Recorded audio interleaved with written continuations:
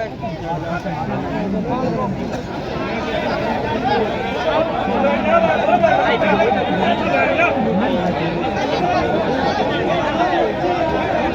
खामोश, बात सुनो ध्यान से। अभी हमारे सामने सरपंच जी बोल रहे थे और आपने ध्यान से सुना, एक टीम की बात कही। अगर आप ध्यान से सुने, पहले खामोश हो, बात को तवज्जो से सुने, बात आपके नफे की है। सरपंच ने आपसे एक बात कही, अगर आपने ध्यान से सुना है, इसका नाम इंसानियत है कि मैं आपके साथ धन से, मन से, तन से लगा हुआ हूं और 50,000 वोट का आपसे वादा किया है। तो ये हमारी जीत की सबसे पहली निशानी है। अब बारी आती है हमारी कि हमारे वोट इतने कम नहीं है कि जिन वोटों से हम जीत न सकें, लेकिन हमने वोटों को तकसीम कर करके वोटों को इस कदर तकसीम किया है जिनको हम चाह रहे हैं कि हमारे दूसरे एमएलए जी जीत रहे हैं और हम वोट बीजेपी को नहीं कर रहे हैं। आपने देखा कल की रैली मेरे गांव में थी, मेरा गांव पापड़ा है। कल मुख्तियार की रैली थी जिसमें दुनिया भर गाड़ियां थी, गिनती से 150 जो भी थी। उनसे अगर पूछा जाए कि गाड़ियां किसकी हैं, कहां से आई हैं, तो उन गाड़ियों के अंदर चंद गाड़ियां उसकी खुद की थी।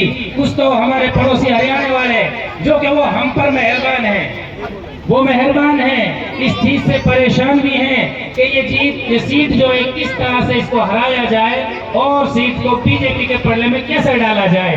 अब उन्हें आप लगाए, वो आपके हमदर्द हैं या वो आपसे दुश्मनी निभा रहे हैं। इस चीज में हमारा हक और फरीजा ये बनता है कि हम अपनी बात को ध्यान से सुनकर अपनी वोट को सही जगह पर लगाएं और मंत्री जी को सही ज्यादा से ज्यादा वोटों से विजय बनाएं।